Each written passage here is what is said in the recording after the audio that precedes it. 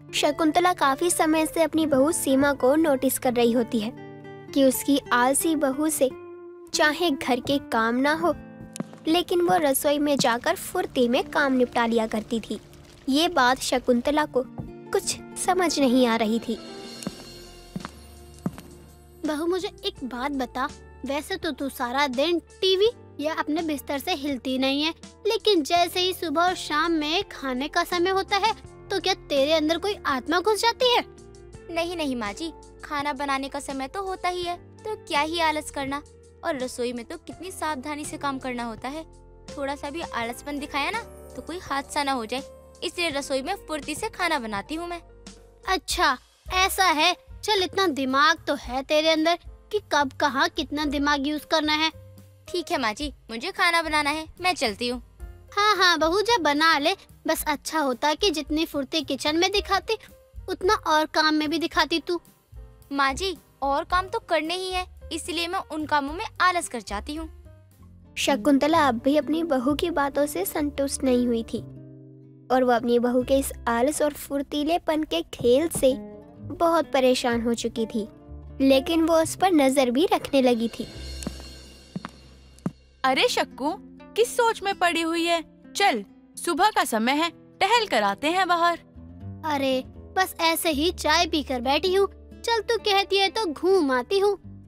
अब दोनों ही बाहर घूमने के लिए निकलते हैं और शकुंतला को देख विमला शकुंतला से कहती है, क्या बात है शकुंतला, तू इतनी परेशान क्यों लग रही है? कोई बात हुई है क्या? अरे तुझे क्या बताऊं, तू तो मेरी बहू के बारे में अच्छे से जानती है, वो कितनी आलसी है, लेकिन मुझे उस पर शक हो रहा है, वो किचन में जाकर जादू टोना तो नहीं करती। अरे ये तू कैसी बातें कर रही है? किचन में जाकर जादू टोना? क्यों, उसके हाथों का खाना खाकर तुझे नींद आने लगती है क्या? अरे नहीं, देख पूरा दिन उससे काम तो होता नहीं है, काम को लेकर उसमें इतना आलस है कि झाड़ू पोछा भी वो ऐसे लगाती है जैसे मर गई हो, लेकिन किचन में जाते ही आधे घंटे में उसका खाना बनकर तैयार हो जाता है। अरे तो रसोई में तो सबका हाथ जल्दी जल्दी चलता है, तू भी जानती है। इसमें तू अपनी बहू को जादू टोना जैसे शब्दों से बदनाम कर रही है। अरे तूने उसकी रसोई में फुर्ती नहीं देखी है? देख तो शाम में आ, फिर मैं तुझे दिखाती हूँ कि वो किचन में कैसे काम करती है। अब शकुंतला कुछ देर बाद जब घूम घाम कर घर आती है तो वो देखती है उसकी बहू पोंछा लगा रही है और पोंछे के साथ बैठी भी हुई है। बहू तू ये पोछे के साथ क्या चिड़िया कर रही है?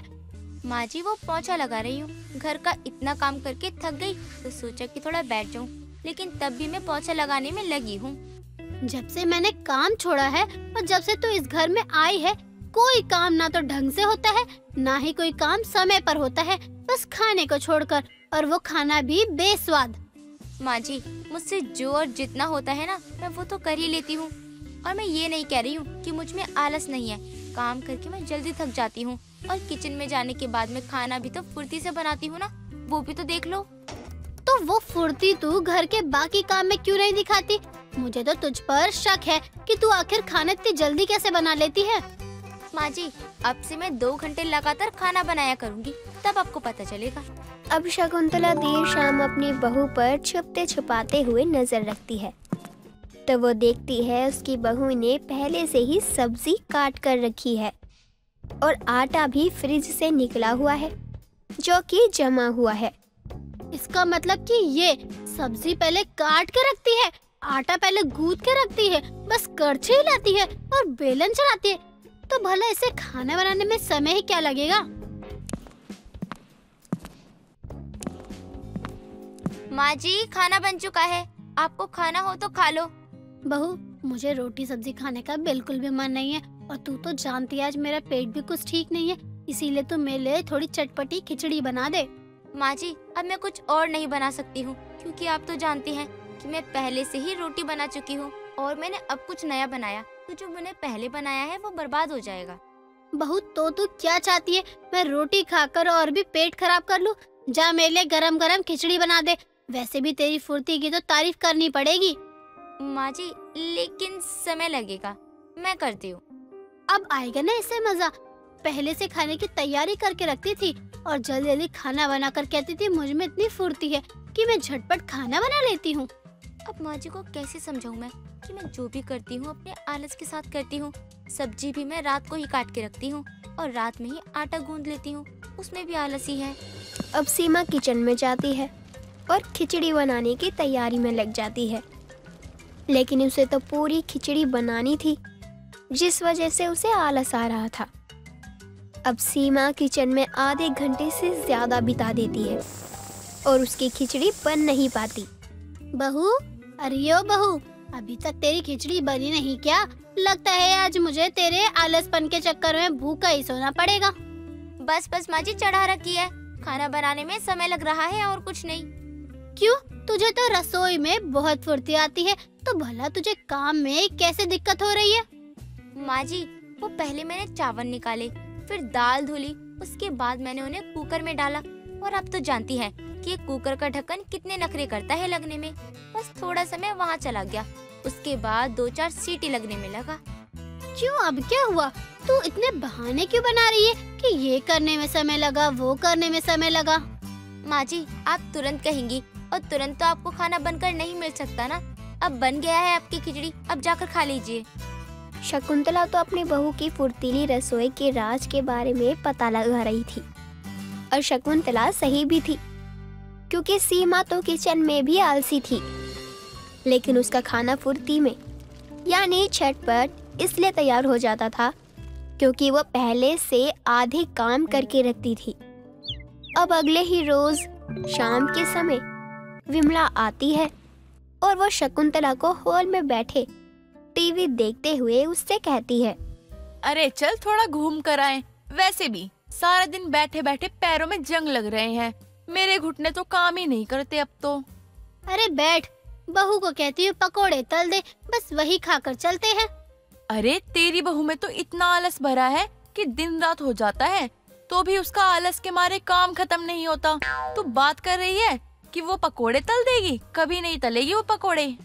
अरे तुझे बताया तो था कि मेरी बहू से चाहे और काम हो ना हो, लेकिन मेरी बहू की रसोई बहुत फुर्तीली है, वो रसोई में आलस कर ही नहीं सकती।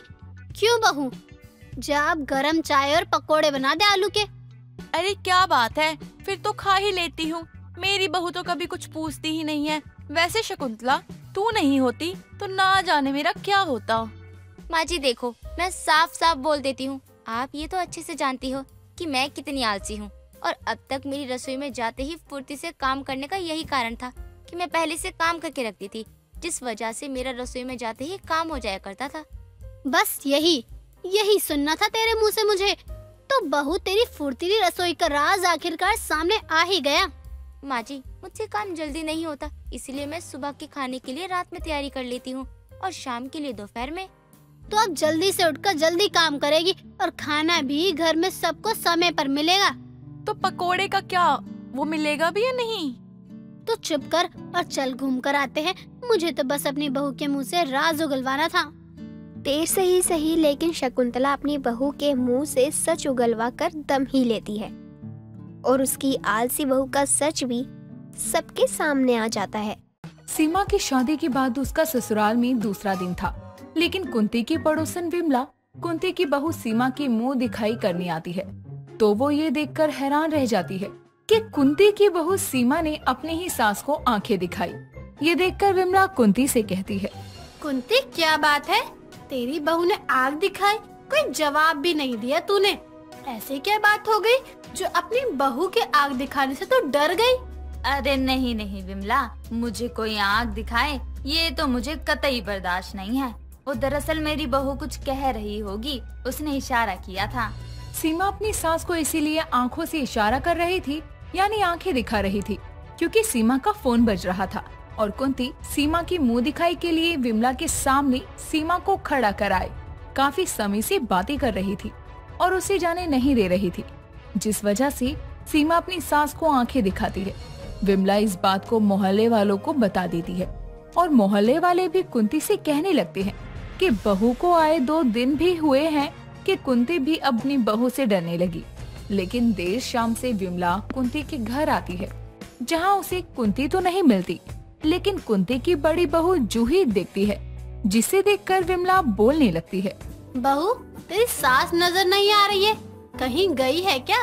मुझे कुंती से मिलना था। नहीं आंटी जी, वो तो घर पर ही नहीं है, अभी अभी मार्केट के लिए निकली है। आपको कोई काम हो तो बता दो। हाँ, काम तो था, कुंती आएगी तो उससे ही मिलकर कह दूंगी। अच्छा, तो मैं चलती हूँ। अब जैसे ही विमला जाने लगती है, जूही विमला को देखकर कहती है, आंटी जी, चाय पीते जाओ, आए हो तो बैठ जाओ, थोड़े समय के लिए फिर चले जाना। इतना कहने के बाद जूही अपनी देवरानी सीमा से चाय बनाने के लिए कहती है, लेकिन सीमा जूही को आंखें दिखाने लगती है क्योंकि वो बर्तन धोने जा रही थी। ये देखकर विमला जूही से कहती है, आजकल के बच्चे भी ना बड़ों की तो कदर ही नहीं करते। ना जाने कुंती की छोटी बहू कैसे संस्कार लेकर आई है। उस दिन कुंती को आग दिखा रही थी, आज तुझे आग दिखा रही है। अरे विमला आंटी, मैंने इस घर में जितना सहा है और कहीं सह ले तो बताना। खैर आप बैठो, मैं चाय बना कर लाती हूँ। अरे बैठना बहू, चाय तो मैं घर पर भी पी लूंगी, लेकिन मुझे ये बता कि कुंती की ये नई बहू ऐसे क्यों है? कोई चक्कर है क्या? हर किसी को ऐसी आग दिखाती है क्या ये? आपको पता नहीं है, कल तो देवर जी को भी आंख दिखा रही थी। अब माँ जी ने उन्हें पैसे देने के लिए कहा तो। अब विमला के चले जाने के बाद सीमा का पति राजेश कमरे में आता है, लेकिन तभी सीमा रोमांटिक अंदाज में अपने पति से कहती है, क्या बात है, आज तो बड़े सुंदर लग रहे हो और मेरा मूड भी काफी रोमांटिक है। मेरी आंखों में आंखें डालकर कुछ कहिए ना। राजेश इतना सुनते ही मन सोचने लगता है। शादी से लेकर आज तक करीब 4 दिन बीत चुके हैं और उसने मुझे कितनी बार आंखें दिखाई है, और अब कह रही है कि मेरी आंखों में आंखें डालकर रोमांटिक बातें करो। ना बाबा ना, मुझसे ना हो पाएगा, मुझे बहुत डर लगता है। राजेश मन में ये सोच ही रहा होता है कि तभी सीमा राजेश को फिर से रोमांटिक अंदाज में कहती है, अजी कहाँ खो गए आप भी? मेरा मूड रोमांटिक है, आप हैं जो सोचने में लगे हैं। मेरी आंखों में देखने से डर लगता है क्या? वो मुझे माँ आवाज दे रही है। मैं 2 मिनट में आया, तब तक तुम रोमांटिक बातें सोच लो। इतना कहने के बाद राजेश भी अपने कमरे से चला जाता है और खुद से कहता है, ना जाने कैसी बीवी मिली है। अब तो मैं रोमांटिक होकर अपनी पत्नी की आंखों में आंखें डालकर देख के बात भी नहीं कर सकता। कितनी डरावनी लगती है ये। राजेश भी अपनी पत्नी की आंखों में आंखें डालकर बात करने से डरता था, तो भला वो रोमांटिक कैसे होता। सीमा की आंखों ने उसकी सास कुंती और जेठानी जूही को भी डरा के रखा था। बिना बात सीमा आंखें दिखा दिया करती थी। अब अगली सुबह सीमा अपने पति के लिए कपड़े निकाल कर जाती है और अपने पति से कहती है, आज ये पैंट कमीज पहनकर जाना, मैंने ये आपके लिए निकाल दिया है। किचन में आपका लंच पैक करने जा रही हूँ अब। सीमा इतना बोलकर किचन में काम करने जाती है और अपने पति को लंच पैक करके भी दे देती है। कुछ समय बाद उसे याद आता है, जो पैंट उन्हें मैंने पहनने को दी, शायद नहीं, सच में वो फटी हुई है। कहीं ये निकल ना गए हों। देखती हूँ कहाँ गए। इतना बोलकर सीमा बालकनी में जाकर अपने पति को देखने लगती है, जो कि अभी अभी तुरंत घर से निकला होता है और विमला की बहू सुहानी से बातें कर रहा था। तभी राजेश भी अपनी पत्नी को देखता है कि वो बालकनी में खड़ी आंखें दिखा रही है, लेकिन सीमा तो उसे बताना चाह रही थी कि उसकी पैंट फटी हुई है, लेकिन राजेश समझता ही नहीं है और उसकी पत्नी सुहानी से बात करता देखकर उसे आंखें दिखा रही थी। ये देखकर राजेश ऑफिस के लिए निकल जाता है और अब सुहानी कहती है, अरे भाभी, मैं तो बस उनसे ये कह रही थी कि आते वक्त माँ जी की दवाई लेते आना। वैसे तो ये मेरे छोटे भाई की तरह हैं, आप इन्हें ऐसे डरा क्यों रही है? सुहानी की बातें सुनकर सीमा कुछ नहीं कहती और राजेश भी ऑफिस चला जाता है, लेकिन ऑफिस से जब वो देर शाम आता है तो सीमा पर बहुत चिल्लाता है और उसी ने उसे ये फटी हुई पैंट पहनने को कहा था। तभी सीमा अपने पति राजेश से कहती है, इसलिए मैं बालकनी में खड़ी खड़ी आपको आंखों से इशारा करके बता रही थी कि आपकी पैंट फटी हुई है, लेकिन आप तो मुझे देखकर ऐसे चले गए जैसे विमला की बहू के साथ कोई रोमांटिक बातें चल रही हो आपकी। ये कोई छोटी मोटी बात नहीं है, ऑफिस में सारे लोगों ने मेरा मजाक बनाया है। बहू, मुझे तो ये समझ नहीं आता कि तू आंखें क्यों दिखाती है। बेचारा राजेश डर गया होगा कि वो विमला की बहू से बातें कर रहा था। सीमा की हर बात पर आंखें दिखाने की आदत से तो कुंती, सीमा की जेठानी और उसका पति भी परेशान आ गए थे। लेकिन इस बार सीमा मार्केट जाती है। मार्केट से लौटते वक्त वो देखती है कि विमला की बहू के सामने 2-3 लड़के खड़े हैं जो सुहानी से बदतमीजी कर रहे थे। तभी सीमा उन लड़कों के पास पहुंचती है और वो लड़के सुहानी से कह रहे थे, अरे मैडम, कहो तो घर पहुंचा दे, सामान भारी होगा, अगर बैठना हो तो हमारे आगे बैठ सकती हो, बाइक पर बस इतनी ही जगह बची है। इतना सुनने के बाद सुहानी तेज तेज चलने लगती है, लेकिन जैसे ही वो सीमा को देखती है सुहानी रुक जाती है। तभी वो लड़का सुहानी से कहता है, लगता है दोनों को ही लिफ्ट देनी पड़ेगी, तो बता दो किसे कहाँ बैठना है, सीट तो है नहीं, बाकी आप लोगों की मर्जी। इतना सुनने के बाद सीमा उन लड़कों को आंखें दिखाने लगती है। तभी वो लोग भी सीमा की बड़ी बड़ी आंखों को देखकर कहते हैं, अरे भाग भाई यहाँ से, ये तो कहीं पागल खाने से भाग कर आई है, पगलेट है ये, देख कैसे हमें आंखें दिखा रही है।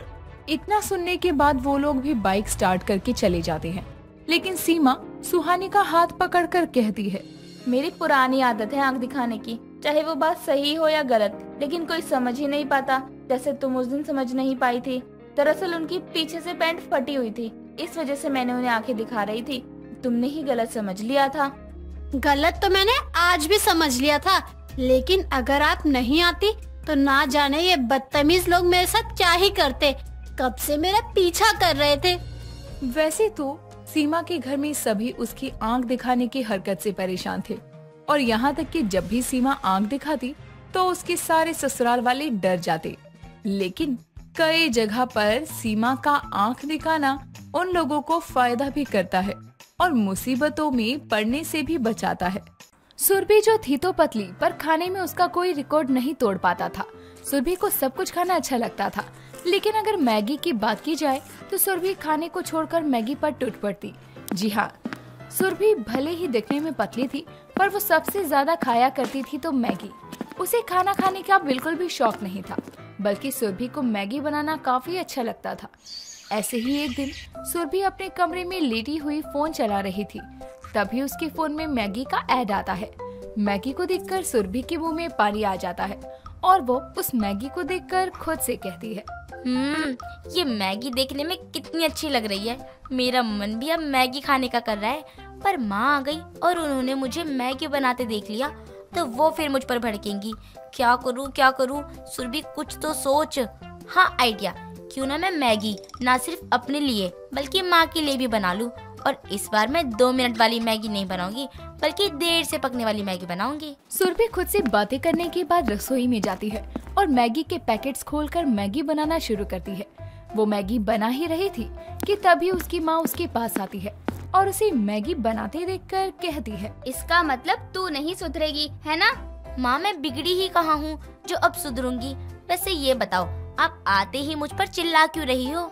मुझे चिल्लाने की भी वजह ढूंढनी पड़ेगी। सच में ये कारनामे जो तू कर रही है, उसके बाद भी तू मुझे बोल रही है कि मैं तुझ पर क्यों चिल्ला रही हूँ। ओफो माँ, आप पहले हाथ मुंह धो लो और आराम से बैठ जाओ। मैं आपके लिए गर्मा गर्म मैगी लेकर आती हूँ। गर्मा गर्म मैगी खाने के बाद आपका दिमाग ठंडा हो जाएगा। दिमाग ठंडा हो जाएगा? अरे बस भी कर, तूने तो मेरी नाक में दम करके रख दिया है। घर में इतना सारा खाना रखा है, पर तुझे वो नहीं दिखाई दे रहा होगा। और तुझे वो दिखाई भी क्यों देगा? आखिर तेरी मैगी के सामने खाने में क्या ही टेस्ट है। क्यों, सही कहा ना? माँ, आप भी ना छोटी छोटी बातों पर घर को सर पर चढ़ा लेती हो। हाँ, तुझे अभी खाने की कदर पता नहीं चलेगी, पर जब पता चलेगी ना तो कहीं ऐसा ना हो कि बहुत देर हो जाए। माँ, कुछ बर्बाद नहीं होगा और मुझे खाने की भी कदर पता है, इसलिए आपकी बेटी घर का खाना बर्बाद नहीं होने देगी। एक बार आप मैगी खाओगी ना तो आपको पता चल जाएगा कि मैं आपसे ये बात क्यों बोलती हूँ। चलो अब चिल करो।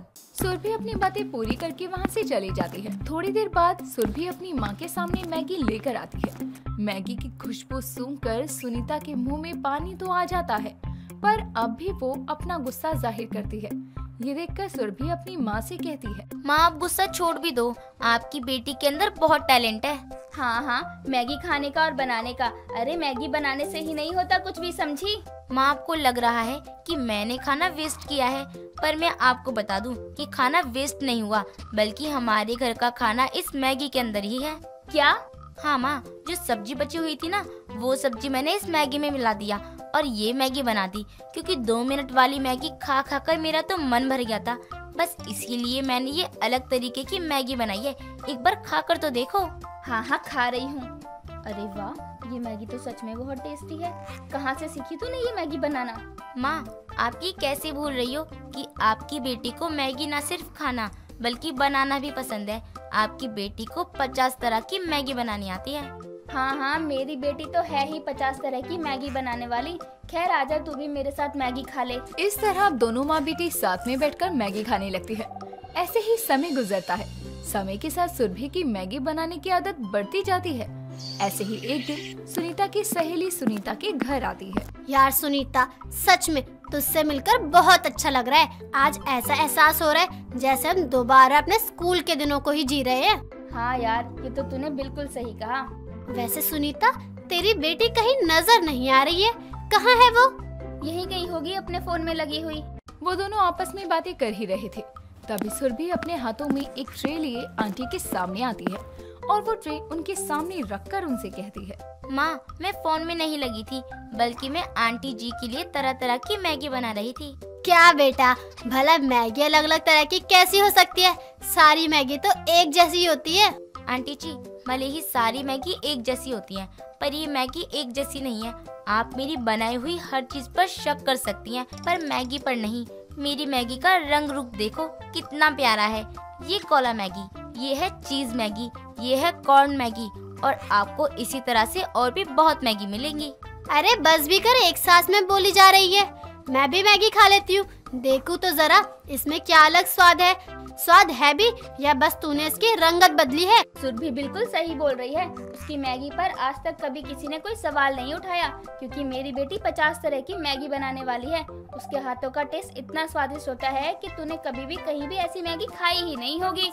क्या बात है, ये तो सच में बहुत अच्छी बनी है। अगर सुरभि इतनी सारी मैगी बनाने की रेसिपी जानती है तो इसके लिए रेस्टोरेंट क्यों नहीं खुलवा देती?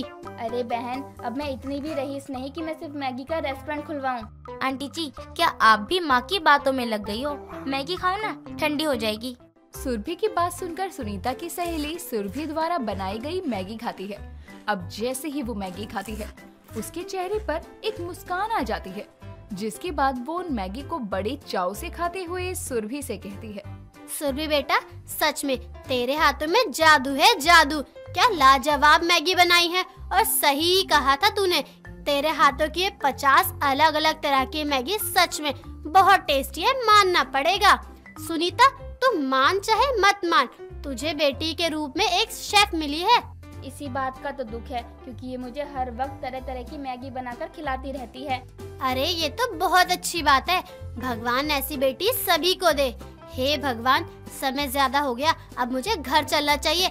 अच्छा सुनीता, मैं चलती हूँ। हाँ हाँ, दोबारा आना।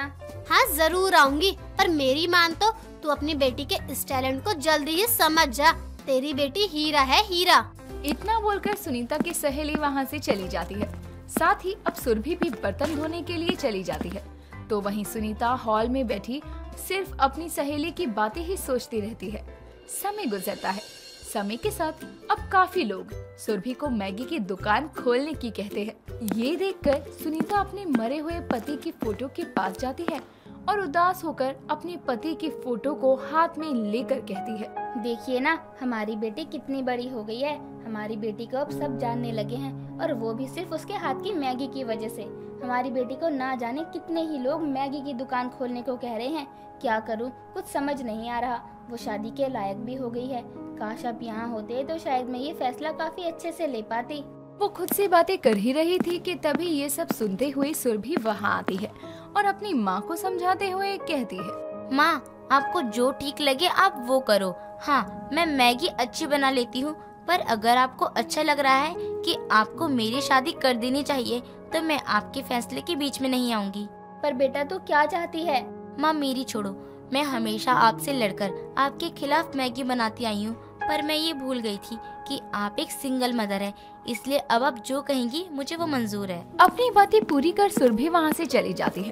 तो वहीं सुनीता सुरभि की बात से इमोशनल हो जाती है और आखिरकार वो फैसला ले लेती है।